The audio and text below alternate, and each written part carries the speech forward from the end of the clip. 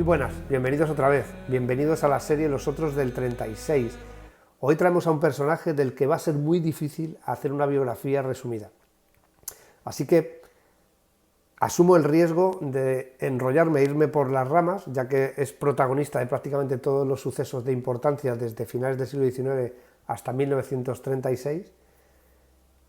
Así que probablemente me enrolle y esto se alargue un poco más de la cuenta, lo cual prometo hacer. Y probablemente también me deje algunos sucesos o algunos aspectos que, bueno, pues también serían de importancia, pero que no van a tener cabida porque falta tiempo, ¿no? Lo cual también prometo hacer. Así que vamos a hablar del general José Sanjurjo Sacanel. Sanjurjo nació el 28 de marzo de 1872 en el seno de una familia carlista, profundamente católica y antiliberal, que era pues los signos de identidad de los carlistas, ¿no? Dios, patria y rey. Su abuelo, general del bando carlista, su padre, capitán de caballería, va a morir en 1873 en un enfrentamiento contra las tropas gubernamentales, y Sanjurjo va a tener que abandonar Pamplona, que era su ciudad de origen, y se va a dirigir con su madre a Zaragoza. Por tanto, va a recibir una educación basada fundamentalmente en los principios que habían marcado la historia de su familia, ¿no? Profundamente católica y profundamente antiliberal. En 1886, cuando Sanjurjo contaba con apenas 14 años, se va a trasladar a Madrid al Colegio de Huérfanos de Guerra, que estaba en ese momento en el Escorial. Allí se va a dedicar a preparar su ingreso en la Academia General Militar. La Academia General Militar, que en su primera época perduró desde 1882 hasta 1892, estaba ubicada en Toledo, en lo que hoy día es el Alcázar de Toledo, y allí va a ingresar en una de las últimas promociones de la Academia en esta primera época. Ingresa en 1890, ya contando con 18 años, era una edad muy tardía, porque lo lógico es que los cadetes pudieran formar parte ya de la Academia con 14, 15, 16 años. Sin embargo, Sanjurjo va a tardar en ingresar, lo cual demuestra que le costó trabajo conseguir una plaza, y tras 3 años en la Academia General Militar asciende al alférez alumno y pasa a la Academia de Infantería. Ahí finalizaría sus estudios saliendo de segundo teniente en una posición dentro de la promoción que ya nos dice que Sanjurjo no era precisamente un estudiante muy brillante. Primero porque había ingresado tarde en la academia, lo cual quiere decir que probablemente había intentado en varias convocatorias el poder acceder a su puesto como alumno, y después porque es el número 105 de un total de 112. Así que pues todos los méritos que consiguió después como militar, como líder de hombres, van a contrastar con sus deméritos académicos, ¿no? Su primer destino fue el Regimiento de Infantería Almansa número 18, que estaba de guarnición en Lérida y que estaba muy próximo a la ciudad de Zaragoza. Allí va a estar tan solamente 9 meses, porque en marzo de 1895 va a pasar al batallón de cazadores de Arapiles. Los batallones de cazadores eran batallones movilizables, eran la punta de lanza de las unidades desplegables dentro del ejército español. Ahí ya tiene noticias que se están organizando partidas de voluntarios para acudir a Cuba, ya que en febrero de 1895 había tenido lugar el Grito de Baire, donde José Martí había sublevado una treintena de poblaciones al este de la isla. Por tanto, Sanjurjo se presta voluntario para ir a la guerra, para ir a Cuba, a luchar contra los mambises, contra los separatistas cubanos. Aún así, va a tardar casi un año en poder desplegar, no sería hasta el mes de febrero, mediados de febrero de 1896, cuando embarca con destino a la isla y entraría por primera vez en combate ese mismo año. Sanjurjo participaría en la campaña hasta la finalización de esta, hasta que acaba la guerra con la derrota española, con la excepción de unos meses que tuvo que volver a España para curarse una herida de guerra, una herida bastante grave. Se caracterizaba porque mandaba una unidad de reconocimiento que iba normalmente en vanguardia para intentar levantar las partidas, las patrullas, las guerrillas cubanas, y de esa manera, pues al mando de unos 30 o 40 hombres de lo que hoy sería una sección de reconocimiento, se fue haciendo protagonista de muchas de las acciones que tenían lugar en la isla, que le van a convertir en un líder nato tanto como jefe de sección como posteriormente como jefe de compañía, ya en el empleo de capitán. En todo el tiempo que dura la campaña, Sanjurjo va a obtener 4 cruces rojas al mérito militar, 2 ascensos por méritos de guerra, a primer teniente y a capitán, el de teniente por su actuación el día 18 de agosto de 1896 en Taco y en Bacanagua. Esto lo va a cambiar por una cruz de María Cristina. Este suceso es un poco extraño, ¿no? Estaba a punto ya de ascender a primer teniente, por tanto podían optar, vamos a decirlo así, o al ser ascendido por méritos de guerra o poder cambiar ese ascenso por una Cruz de María Cristina. La Cruz de María Cristina era una condecoración que se entregaba por mérito en campaña y que estaba por debajo de la Cruz de la Hermandad de San Fernando, pero que tenía mucho prestigio, ¿no? Y ascendería a capitán tan solo 2 años después por otra brillante actuación en el Paso de la Mula en el mes de abril de 1898, justo cuando van a entrar en la guerra los norteamericanos, que sería poco después, y que daría prácticamente con la finalización de la campaña, ya que España, como saben, pues se acabó rindiendo. Después de la derrota, las tropas españolas permanecieron en Cuba durante un tiempo para iniciar los repliegues. Tengan en cuenta que llegó a haber desplegado 60.000 hombres en la isla.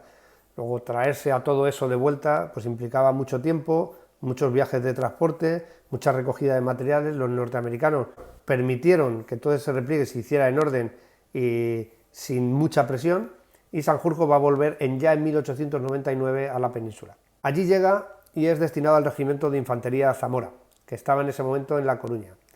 En abril de 1899 pasaría destinado al regimiento de infantería Asturias 31, que estaba en Madrid, por supuesto como capitán, y allí va a vivir toda la campaña de desprestigio que sufren los militares derrotados al volver a España. Sobre todo en las grandes ciudades, en Madrid y en Barcelona, se culpa directamente a los militares de no haber defendido el territorio español, porque así se consideraba Cuba. Cuba era una provincia de España en ese momento, ya no tenía el estatus de colonia, sino que se consideraba tanto Cuba como Puerto Rico, Filipinas y la isla de Guam como provincias de España, que además tenía, sobre todo la isla de Cuba, un Producto Interior Bruto prácticamente superior al de la península. Luego la pérdida de Cuba fue muy importante.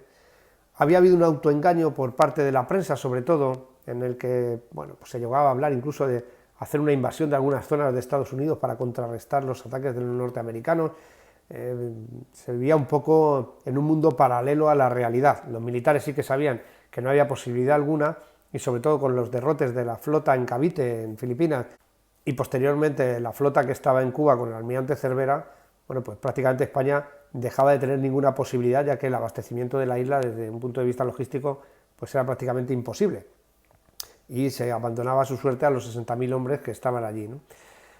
¿Se podía haber resistido más tiempo? Bueno, yo creo que se salvaron muchas vidas, permítanme que dé mi propia opinión, porque el final iba a ser el mismo, y lo único que se iba a hacer era prolongar una agonía con un goteo de muertes probablemente que no iba a llevar a ningún sitio.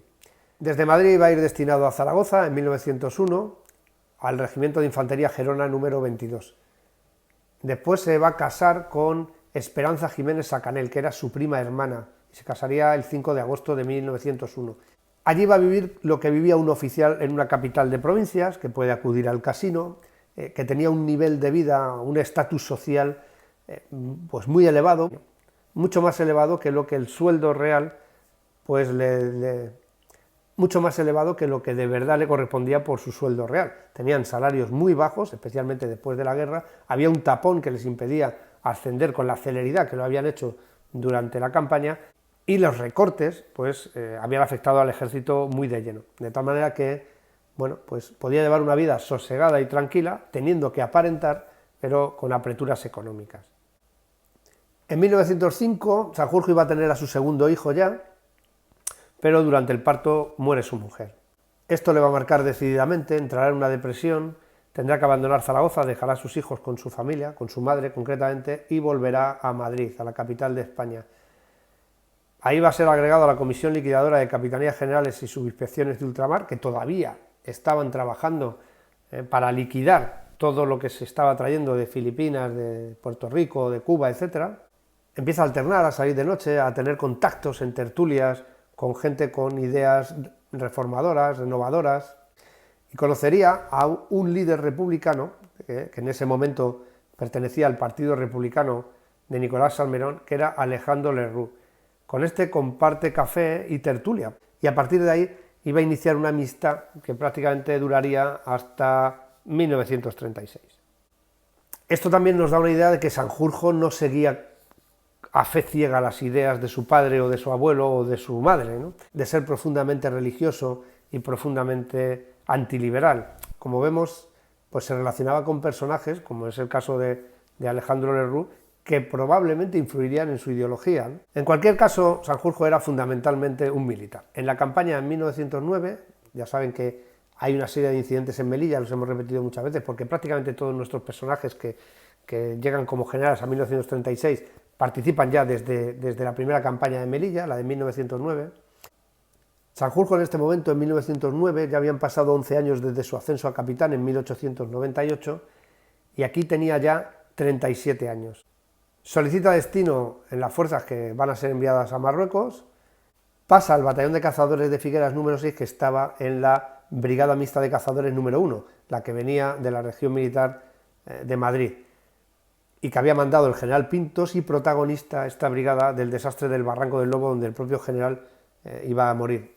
Pintos es sustituido por el general Fau, y Sanjurjo, pues bueno, va a destacar en la mayoría de las acciones que tienen lugar en esta zona de las inmediaciones de Melilla y que protagoniza su batallón. Una de las acciones más importantes en las que participa sería en el mes de septiembre de 1909, que es la toma de la Alcazaba de Celuán. Esta, si ustedes recuerdan, el capítulo dedicado al periodista José Campúa, había inmortalizado la toma de la Alcazaba incluso desde dentro de la propia Alcazaba, antes de que llegaran las tropas. En el repliegue, un repliegue muy costoso desde un punto de vista de vidas, Sanjurjo se va a caracterizar porque con sus hombres consigue proteger el repliegue de toda la brigada, va a ser herido en una pierna, a pesar de ello va a permanecer en su puesto, no va a permitir que se le evacúe, y con esta acción va a conseguir su ascenso a comandante por méritos de guerra, y una vez que finaliza la campaña, o que la campaña se relaja, vuelve a la península en enero de 1910. A partir de aquí va a tener una serie de destinos burocráticos hasta 1911, a finales de 1911, donde se empieza la campaña del Quer, que es la segunda campaña en orden cronológico que tiene lugar en Melilla. En la campaña del Quer, el comandante Sanjurjo queda a las órdenes del general Marina, que era el comandante militar de Melilla, y al año siguiente es destinado al Regimiento de Infantería San Fernando número 12 como jefe del primer batallón. Ahí va a destacar en varias acciones durante la campaña del Quer, especialmente en el mes de enero de 1912, y va a obtener otra cruz al mérito militar con distintivo rojo, en este caso pensionada, o sea que cobraba por tener la cruz roja al mérito militar. Bueno, va a continuar todo el año 1912, a finales de 1912, y a finales de ese año de 1912 volvería a Madrid como excedente, porque evidentemente sobraban oficiales, no todos tenían posibilidad de estar destinados, lo que hoy día sería quedarse disponible, ¿no? Después del desastre del Barranco del Lobo, donde habían muerto muchos soldados españoles, que había originado grandes protestas en España, sobre todo los partidos republicanos y el Partido Socialista se posicionan claramente contra la guerra del Rif y empiezan a hacer temblar todos los resortes de la política española. Cae el gobierno de Antonio Maura por las consecuencias del fusilamiento de Ferrer y Guardia, que había sido acusado de ser el líder de las revueltas durante la Semana Trágica en Barcelona. La Semana Trágica se deriva también de la movilización de las tropas para ir precisamente a la campaña de 1909. Luego, ya hay una marcada diferencia entre los que apoyaban todo lo que estaba pasando en África y mucha gente que estaba en contra, sobre todo porque movilizaban a personal que normalmente era quien ni siquiera sabía leer ni escribir, porque el servicio militar era obligatorio solo para los que no tenían dinero para poder pagar una cosa que se llamaba la redención a metálico, ¿no? Bien, pues Sanjurjo, como decimos, se entera que se quiere crear un grupo de fuerzas regulares formadas fundamentalmente por indígenas, pero con oficiales españoles, y allí que se va, ¿no? Estaba disponible y bueno, pues quería otra vez volver al Tajo, volver a la brecha, y vuelve a África para formar parte de estos regulares. El día 4 de enero va a ser jefe de un tabor de regulares, el equivalente a un batallón de infantería. El teniente coronel Damaso Berenguer era el que había creado estas tropas, era teniente coronel de caballería. También había pasado por la Academia General Militar, igual que Sanjurjo, aunque unos años antes. Y Sanjurjo otra vez va a destacar en la colocación del bloqueo de Izardiu, en la zona de Tetuán, el día 12 de enero de 1914. Prácticamente acababa de poner el pie en África. De nuevo Sanjurjo desenvolviéndose como pez en el agua en todo este tipo de acciones. Tiene lugar 3 o 4 acciones más que aparecen en su hoja de servicios y que ya no vamos a nombrar porque esto se nos haría larguísimo.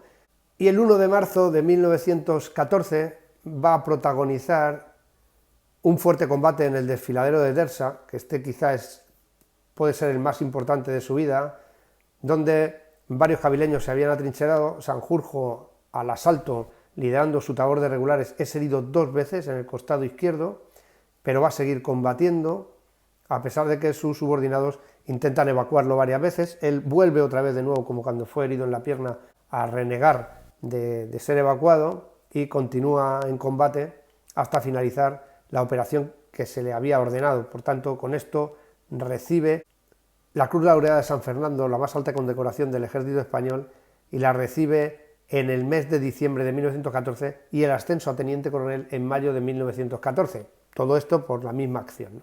Evidentemente se tiene que recuperar de sus heridas, está 3 meses ingresado en el hospital en Tetuán, y allí va a ser el ayudante del general Joaquín Milán del Bosch, aquel que había protagonizado en 1919 como capitán general de Cataluña la época del pistolerismo. Ya como teniente coronel, en 1915 pasa a ser el jefe del Grupo de Fuerzas Regulares Indígenas de Ceuta. Otra vez va a destacar como jefe de este grupo de regulares, en este caso durante una serie de combates en las que él vuelve a demostrar su capacidad de liderazgo y consigue los objetivos que le habían marcado a pesar de un gran número de pérdidas por parte de sus hombres. Pero este acto le va a suponer el ascenso a coronel por méritos de guerra el día 30 de diciembre de 1916. Sanjurjo llegó en el verano de 1909 a Melilla siendo un capitán muy antiguo y en 1916 era coronel. Luego podemos situar a Sanjurjo como el ejemplo claro del africanista, ¿no?, del hombre que hace su carrera en África. Sanjurjo vuelve a la península como coronel, pasará por varios regimientos, hasta que en 1918 va a ser nombrado segundo jefe de la zona de Tetuán, en el empleo de coronel, a desplegar en África para combatir al Raisuni. El Raisuni era el equivalente a Abdelkrim. Abdelkrim estaba en el Rif, Raisuni en la Yebala. Pues era el que lideraba a las cabilas levantiscas dentro de la Yebala y estará combatiendo con Sanjurjo durante un largo periodo de tiempo, ¿no? A comienzos de 1920 se le va a asignar el mando de la primera media brigada de cazadores y va a quedar como jefe accidental de la zona de Tetuán. No va a estar mucho tiempo de coronel porque el día 17 de marzo de 1920 es ascendido a general de brigada por elección, en este caso no por méritos de guerra. Claro, al ascender a general queda sin destino en África, tiene que volver a la península, hasta que en diciembre de 1920 de nuevo es llamado para ser jefe de la zona de Tetuán. Luego vuelve otra vez a África. Como ven ustedes, desde 1909, salvo en pequeños periodos en que volvía a la península, sobre todo cuando ascendía, al poco tiempo de nuevo volvía a África y de nuevo volvía a destacar.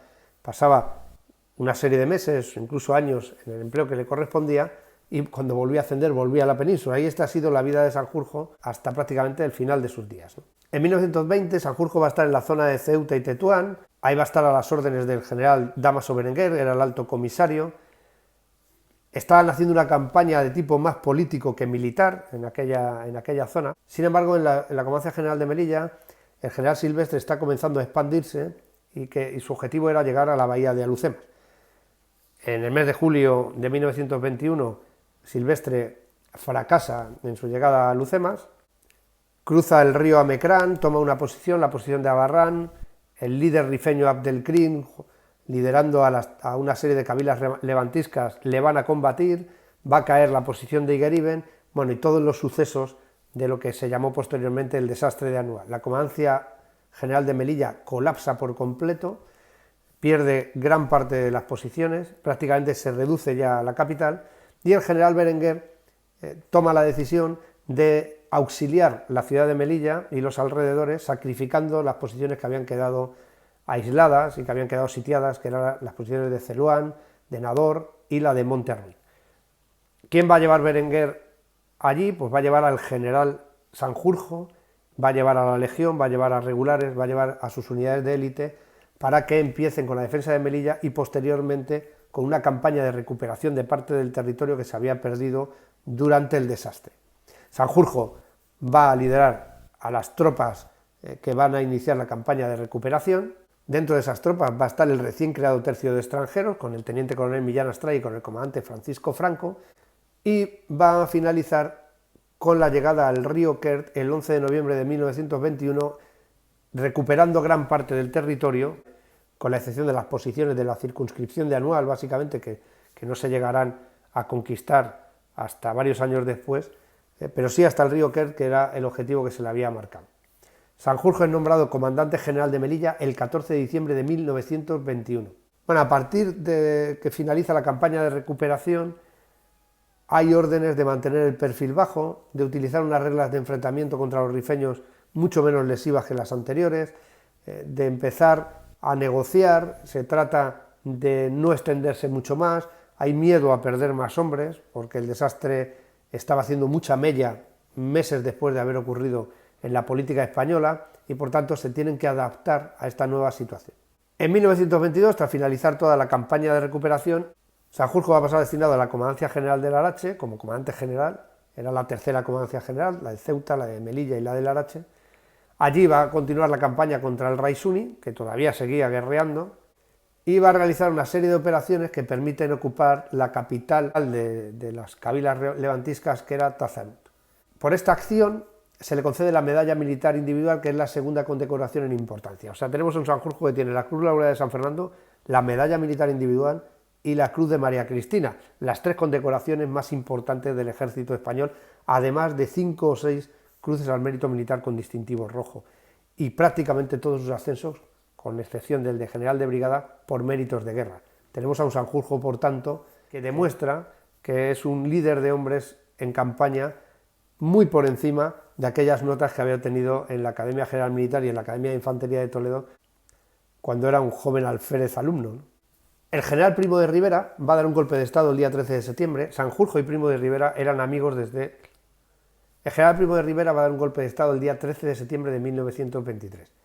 Sanjurjo era amigo personal de Primo de Rivera, y el capitán general de Cataluña, ya nuevo dictador de los designios de España, no encuentra mejor sitio donde colocar a Sanjurjo que otra vez en África, y en este caso como alto comisario y general jefe del ejército de Marruecos. Y vamos a dejar aquí esta primera parte de la biografía de Sanjurjo, que es justo cuando Primo de Rivera le va a encargar el repliegue a la línea Estrella y donde va a tener lugar el desastre de Saguén.